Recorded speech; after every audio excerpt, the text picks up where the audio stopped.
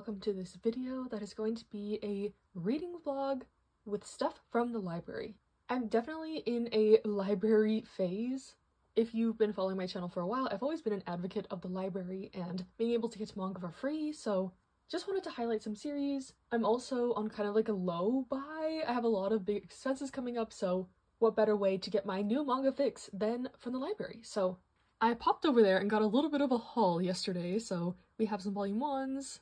And you might have noticed that I got some volumes of One Piece, so I'm gonna try the first 10 volumes, I think. My library also has the rest, like, digitally, so I'll supplement with digital because I didn't have, like, all the first 10 volumes, but yes, exciting stuff, potentially. I was just drawn to it in the library, you know, I just saw it there on the shelf, all mostly, like, 100 volumes, and I was like, you know, maybe it's time, like, I never was opposed to it. I just knew that, like, One Piece and Bleach and Naruto and stuff like that, they would always be there if I wanted to read them. Digitally through the library, like, I could buy the box sets pretty easily, so yeah, I was just never in a rush. But we'll see how it goes, I guess. Okay, hello, I have read my first chunk of volumes, and I decided to start with volumes 1 to 3 of The Ice Guy and the Cool Girl. So the reason why I picked up this series is actually I've been really getting back into watching anime, and I've been watching the anime My Boss is Goofy, and this one keeps coming up in, like, the recommended, like, as a similar series, I guess. That one is like an office comedy, and this one is more of like a rom-com office one. So think a little bit of Wotakoi vibes, but this one is about this guy who is the descendant of a snow spirit, so like whenever he gets excited or nervous, like something snow related happens, like a little blizzard will pop up, or he'll have little snowmans when he's happy, so it's kind of cute. And he has a crush on his coworker, who is kind of this aloof lady who he can't really read her emotions, hence the Cool Girl title. But yeah, this is just a slice of life, looking at their interactions. They have a couple other coworker couples, like potential couples going on. People descended from other spirits, like a fox spirit, a phoenix spirit. So yeah, I think this one is just a cute little pick-me-up. I don't think it's one I would buy for my own collection personally. The volumes are just too thin, and I didn't, like, love it. I'm not obsessed with this. I might continue from where the anime is, like where this left off, or keep getting volumes from the library, but I'm not mad about reading it. And that is the beauty of the library. I got to try out the series for free. I was curious about it. My curiosity was satiated. Sometimes when I read stuff from the library, I am gonna, like, run out and buy my own copies immediately. Sometimes I resolve, like Komi Can Communicate, to just continue reading it through the library, or if I hate it, I don't need to continue it and I can just return them and be done with them. So yeah, good start, and I'll be back once I read some more titles. Okay, hello, it is later in the day, and I ended up reading the first 4 volumes of Omniscient Reader's Viewpoint. If you saw my reading log from June, you would have seen that I did read the first volume of the novel. It recently released by Ice Press, and when I was sharing about that, a lot of people recommended for me to read the manhwa. And when I saw this at the library, I decided to pick it up. This one is also on Webtoon to read for free, so I can continue much further on digitally. It's a pretty accessible series, so I would say the first about, like, 2.5 volumes of the manhwa covered the first volume of the novel, so that was kind of, like, repeat content for me. Even though it was interesting to see, like, how the characters were illustrated, I guess. Since I read the novel first that didn't have any illustrations in it, I kind of had an image of what the characters look like in my head. But now I'll have something more concrete to, like, attach to that, I guess. But then getting into volumes 3 and 4, that was new content. So I'm assuming, like, the second volume of the novel will cover, like, this portion, which is coming out soon as well. So I got, like, a sneak peek and then also, like, a recap, which is kind of like a pro and a con of reading, like, multiple versions of the same media. But I did have a fun time with this. If you don't know what it's about, the story is about our main character here, who was the only reader of this super long fantasy action web novel. But once the story reaches its final chapter, suddenly the world is plunged into chaos, and our character realizes that this is the story he's been reading the whole time. So he's, like, the only one who knows what's going on. In theory, he kind of knows the future and how to navigate the world and how to navigate, like, the systems and buy items and stuff like that. So it's sort of like video gamey, isekai adjacent, because they're kind of just living their normal life, and it's like the world that shifts to this kind of story as opposed to the characters being, like, transported or passing away and reincarnated or something like that. So At its core, it's definitely like an action adventure story. And for me, these types of stories, I really admire like the creativity of like, you know, the leveling up system and the mechanisms and how our main character gets around certain things, how he utilizes his prior knowledge, stuff like that. He gathers other people into his party, some people that he knows from the novel, some people from his real life, like some of his co-workers. And then of course, the like actual main character of the story is there, and he's very morally gray, dubious, so yeah, having a lot of fun with this one for sure. Definitely recommend if you like an action thriller type one. And I can definitely see myself continuing this digitally if I don't want to wait for the novel to release, I guess. Like, I'm not gonna run out to buy these volumes myself, but I'm aware that this is very available to me to read whenever I want, which is nice. So yeah, glad I gave the manhwa a try, got me a little further in the story, let me see how, you know, the characters were intended to look like, stuff like that, so yeah. Okay, hello, we have some exciting updates, but to start, I read volume 34 of Komi Can Communicate. At this point, like, these Komi characters are pooky, like, I don't know how else to describe them. They've just grown on me so much, obviously, since I'm still reading this. If you followed along on my journey with Komi, you'll know that I was such a hater of it in the beginning, but I've come back around, and in this volume in particular, my favorite character finally got with their love interest, so yay, claps. And I think we only have like 3 more volumes to go, so it's gonna be bittersweet to see the end of the story, but yeah. This is like a classic example of a library series for me. Like, I like it, I don't love it. It's a long one, like it would take up a lot of shelf space if I had all these volumes. My library consistently gets new volumes of this. That's one issue I have had with the library. Like, they'll have the first 2 volumes of a series, but then they never buy more. I'm not sure why this is the case. Like, maybe not a lot of people were checking it out, so they deduced that there's not a lot of demand for it. Or maybe they just got, like, those 2 volumes donated and never bothered to get more. I'm not sure what the situation is. But there are a couple series like this, Blue Exorcist, that I can always count on my library getting the next volume. So, yeah. Always glad to be caught up with Komi, of course. And then I also hopped over to my digital library because I read the first volume of the next thing I'm going to talk about digitally, so I would check with your library, but mine uses the apps Libby and Hoopla specifically that link to my card and give me access to a lot of digital manga, particularly with Tokyopop. Like, this is my library's catalog for Tokyopop, and there's like every new release on here, every volume, so I took a little scroll through here and read a couple titles. You can see my borrowed right here. Yes, I was in the mood to watch Legally Blonde, but first I read the one-shot Would You Like to Be a Family because it had a cute kid on the cover, and we all know that that's my jam, so this one is actually like a short story collection, and overall I wouldn't really recommend it. Every story felt kind of rushed, and it was quite explicit. Kind of just felt like that was a means to an end, you know, like, gotta, you know, give them a little bit of plot so then you can see whatever happens to them. But the story with the kid is about a guy who ends up adopting his best friend's child after they pass away, befriending his kind of stoic coworker. So I thought that main kind of story was cute, but nothing super substantial. Then I read another one-shot, This Wonderful Season with You, and this one was really cute. It had me giggling and kicking my feet. I love the trope of, like, nerd and jock, and this is basically what this is. We have our nerdy character who is in the engineering club and trying to recruit members, and our jock guy had an injury, so he can't play baseball anymore, and is kind of looking for something new, some new purpose in life, essentially, and decides to try out the engineering club, so I thought this one was cute. There is a spicy scene at the end, which is really common with these one-shots that I've read in my experience. So I'm happy that I can read these through the library, especially if I don't end up like loving them. All I lost was my time. So after reading those, I decided to dive into, I'm guessing, the most exciting part of this video, One Piece. I read the first volume digitally through my library.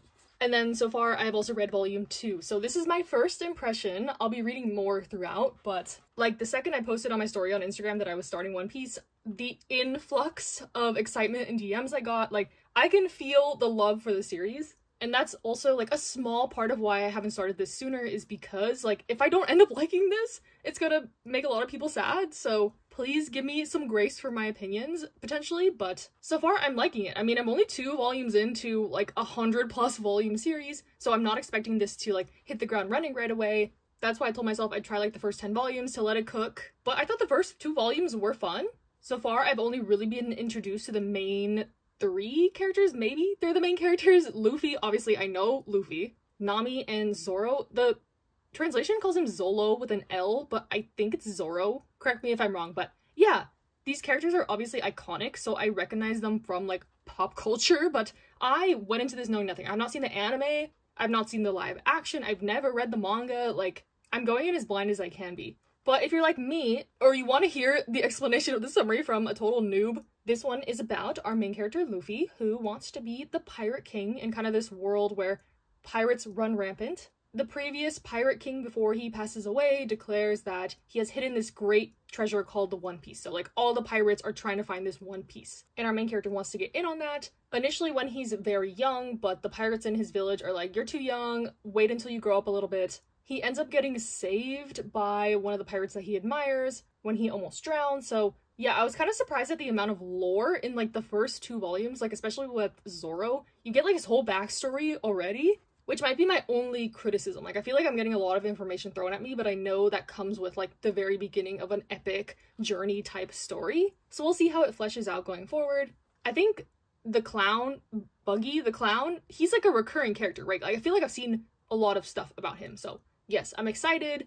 No promises on how fast I'll get through this, if I'll take breaks, if I'll go by arc. Like, I really just went into this on a whim, and I don't know if that's the best way. Like, I feel like a lot of people that I've seen start One Piece, like, recently, there's not very many people. I feel like everyone else has been reading this for years and years and years. But I've seen those people kind of go by arc and do arc reviews. But that's not really my style, so stay tuned for, like, these types of videos or my monthly reading logs, or look out on my Instagram for posts. I'll try to update on my story pretty frequently, but yeah, I'm into it. I didn't, like, hate it right off the bat, so that's a good sign.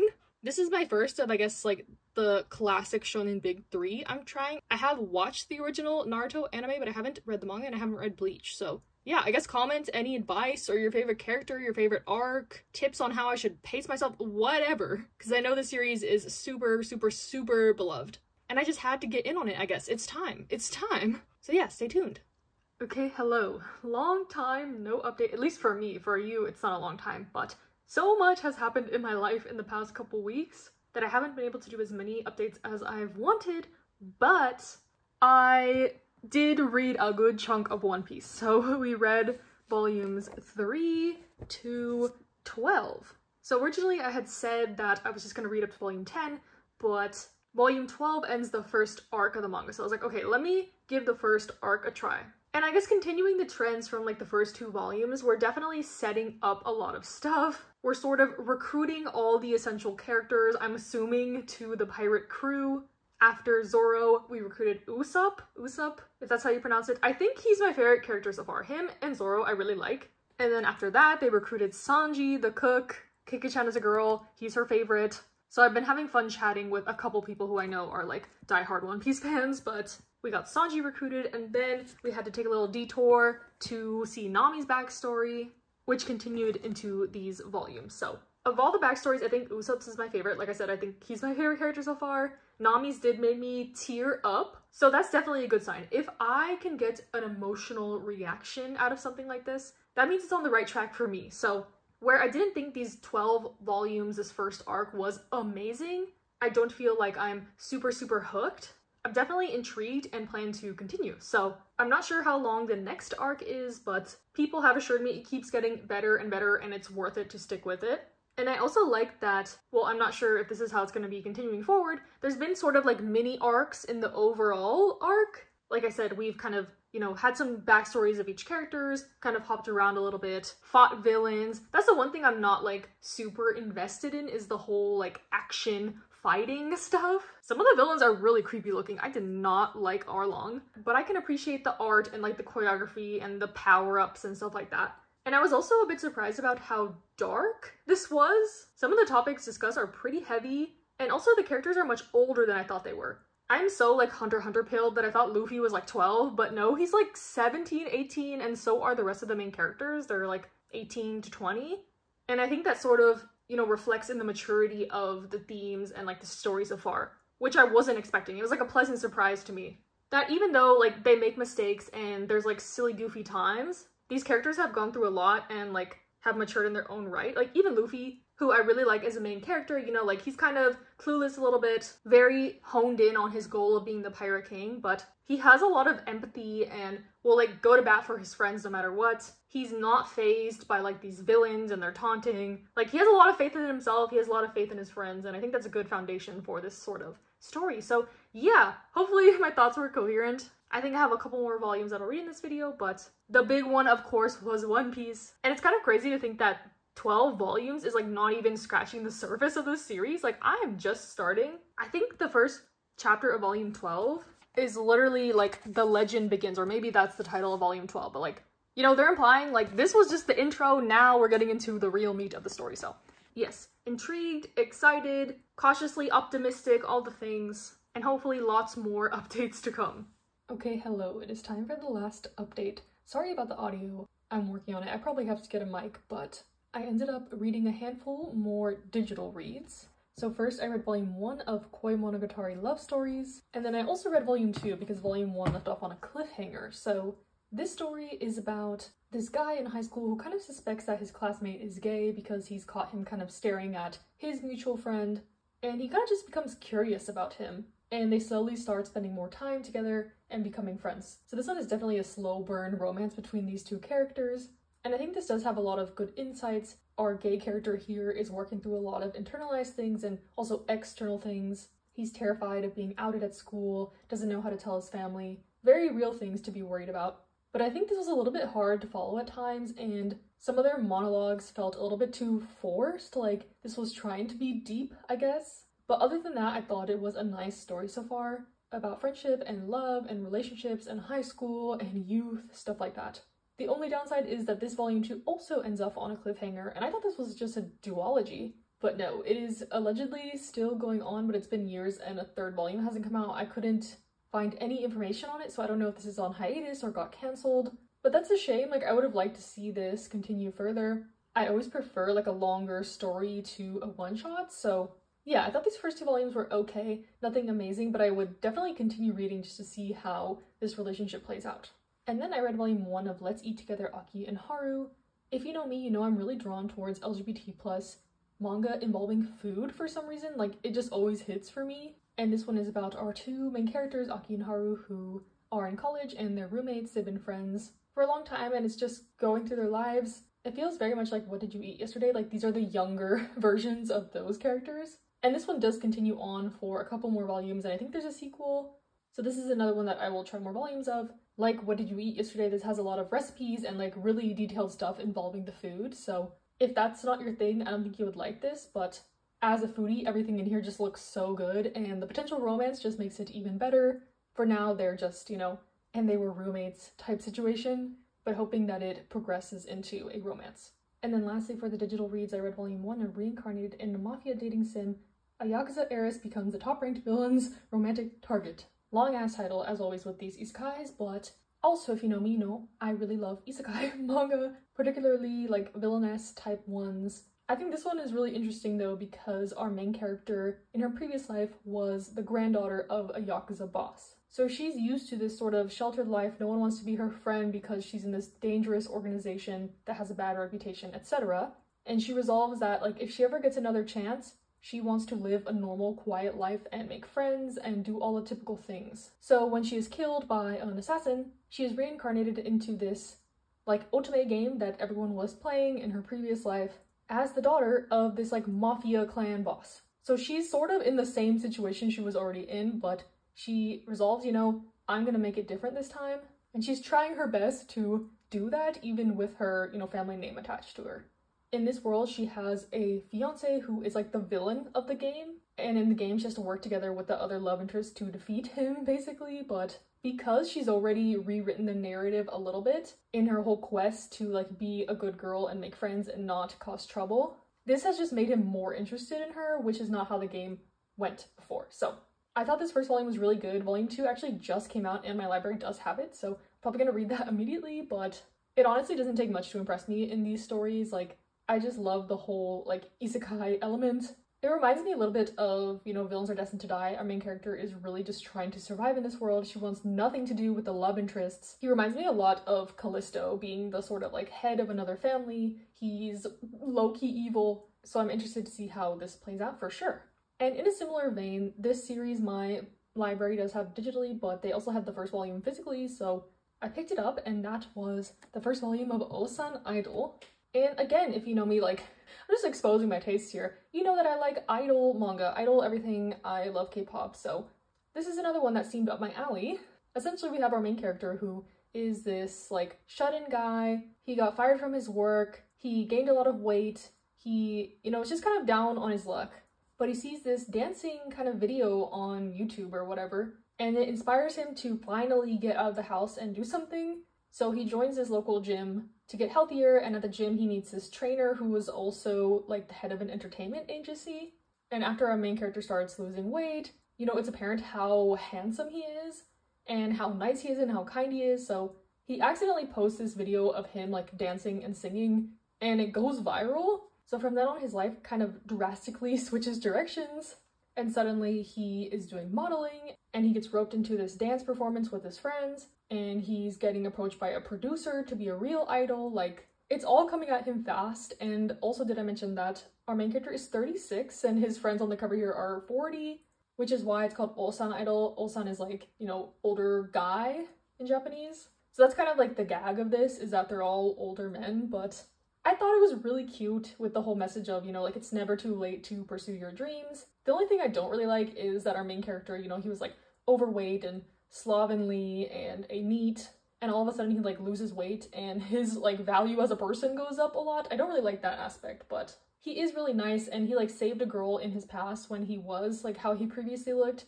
and she ends up admiring him a lot. So they're trying to say that he always had like the potential to be something great. It's not like he's clapping back at the haters who bullied him in school and bullied him out of his company. He's just kind of like finally getting his flowers that he's deserved all along. So I don't know, I guess I'll have to see how this series continues. I think there's like 8 volumes out, but I really did like the whole entertainment industry aspect and would like to see like their come up as sort of older people in the industry. Like, if you're familiar with K-pop, they got like 13-year-olds, 14-year-olds, 15-year-olds in there debuting, so it's refreshing to see like another side of that, even though this is fiction. So yeah, intrigued by this first volume, not completely hooked, but I think I will continue some more volumes. And then lastly, I read volumes 1 and 2 of Otaku Vampire's Love Bite. And this series so far has been super cute. This one's probably my favorite of the video. So initially I heard about this series because it's by the same author as Kami-sama Kiss. I have watched the anime for Kami-sama Kiss, and I tried to read the manga kind of recently and couldn't really get into it, but I figured I could give the author's new series a shot, and I'm glad that I did. This one is about our vampire character here. It's stated that she's at least 30 years old, and she's sort of kind of a shut-in, doesn't really want to go outside, until she discovers this anime and falls in love with this character. So she convinces her dad to be able to go to Japan, where she can be, you know, immersed in the culture, go to the anime events and collaboration cafes and all that. And coincidentally, her neighbor at this apartment that she's renting looks very much like her, you know, 3D fave. But he doesn't act like him. He's very cold to her initially. He's like, ew, like my otaku neighbor, like I don't really want anything to do with you. But they keep running into each other, and he just can't help himself from sort of taking care of her. She's this very sheltered vampire who like doesn't really know much about the world, so she's just sort of clueless, and he's taken it upon himself to be like her friend slash pseudo guardian, but he's a college student. And this one is kind of just about their daily lives. They're running into other vampires, so there's a little bit of conflict with that. Our neighbor guy coincidentally has like a very sweet smell that attracts vampires, so she's kind of having to protect him also from these other vampires. So yeah, I just thought it was really fun so far. It's funny, it's cute, with some potential more like serious developments, I guess, with the whole vampire lore. Like, she's a super powerful vampire, but she doesn't drink blood from humans, she only does blood bags, whereas other vampires are not like her. Kind of classic vampire shenanigans, so if you like vampires or kind of a little bit of supernatural in your romance, I would recommend this one. I just thought these 2 volumes were super cute. I actually read these at the beach, which is sort of ironic because it's about vampires, but you know, I was living my best life. Maybe it was just because my surroundings were good, the vibes were good, it was all around good, that I like this more, but I do really like it, and I think I'm gonna buy my own copies, so yay, big W to end the video. So yeah, hope you enjoyed. Do you get manga from the library? Have you ever checked out your library's manga catalog? Let me know, I'm very curious to hear. But in the meantime, stay safe, stay healthy, and I'll see you in the next one.